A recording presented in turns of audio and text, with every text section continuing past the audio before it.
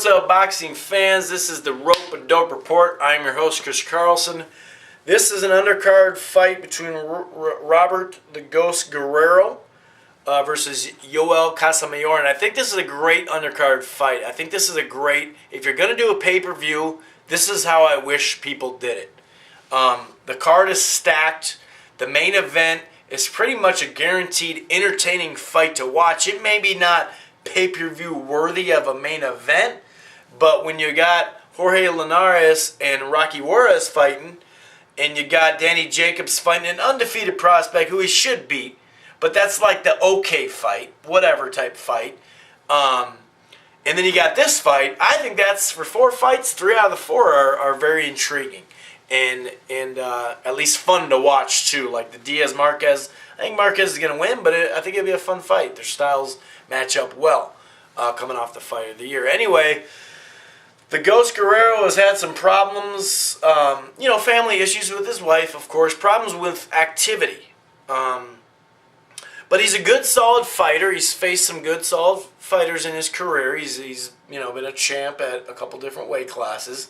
He's a good fighter. He's got power. He can take a pretty good punch. He can war with you. He can sit there and war with you. He's got good hand speed. He's got good skills, and he actually showed a lot. God, I can't remember the guy's name right now. Clausen. Malcolm Clausen, is that it? You can go ahead and fix that, correct me if I'm wrong. I think it was Malcolm Clausen. He actually did the outboxing in that fight, but Clausen's a guy that just comes forward in a way that he can be outboxed at a high level, in my opinion. I think Clausen's a good fighter, but he can be outboxed, and Guerrero did the smart thing, and he showed me a lot of skills. He threw a bunch of punches, over 1,000, that's for sure. I want to say he even hit 12,000, but he threw a bunch of punches and was smart and outboxed Clausen. So he's capable of that with come-forward fighters, and he's capable of brawling. With Casamayor, he's old. He's not in his prime. We know that. He got some rust off, I believe, this last November, a little bit. His performance against Juan Manuel Marquez was great. It really was. He got knocked out, and a lot of people say, oh, he got knocked out. Maybe some fight fans out there are like, how can you say that? But, he fought very well and gave Marquez all he could handle there for a while. So, no, he's not in his prime, but the guy is a southpaw. He's slick. He's clever. He, packs a punch himself, and he can take a good punch. That was the first time he'd been KO'd. And when you go against a great fighter like Marquez, there's no shame in that. And it wasn't like a one-sided victory. Yeah, he KO'd him, but it was a tight fight. So, a lot of people are going to say he just passed it. What's he got left? And you have an argument there. You really do. I think if it was prime for prime, I'd pick Casamayor in this fight. I wouldn't even really think twice about it, to be honest with you. The only reason why I'm thinking about it is because of his age. And I guess you could say activity as well. He hasn't been the most active fighter, but neither really have in the last couple of years. So I'm going to go with what I believe is a minor upset. I think a lot of people will go with Guerrero. I think he's still a young enough fighter where he has a lot left, and I believe this will be a great fight.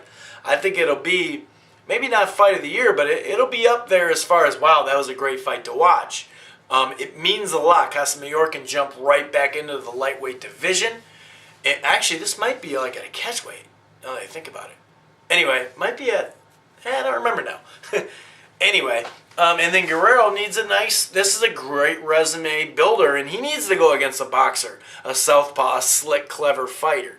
Because there are guys out there. I mean, Juan Manuel Marquez, if he's going to face him, he better go against a counterpuncher. He better go against a guy that can use timing and is slick, because he's going to need that against a Marquez. So I'm actually going to pick the upset, or at least I believe to be an upset. I'm going to go with the old man, the old lion, not ready to pass the torch, not ready to get killed by the young lion. So I'm going with Yoel Casamayor. I think his cleverness, his veteran savviness, all that type of thing. Plus, I think he's a hell of a fighter. I think he's a good fighter. And that southpaw and just cleverness, he can mix it up on the inside too. So I think that he's going to pull off the upset. I think it'll be a decision, and I see Casamayor in a decision. Anyway, this has been the Rope-A-Dope Report. I'm your host, Chris Carlson. Make sure you check out Rope-A-Dope Radio. Peace.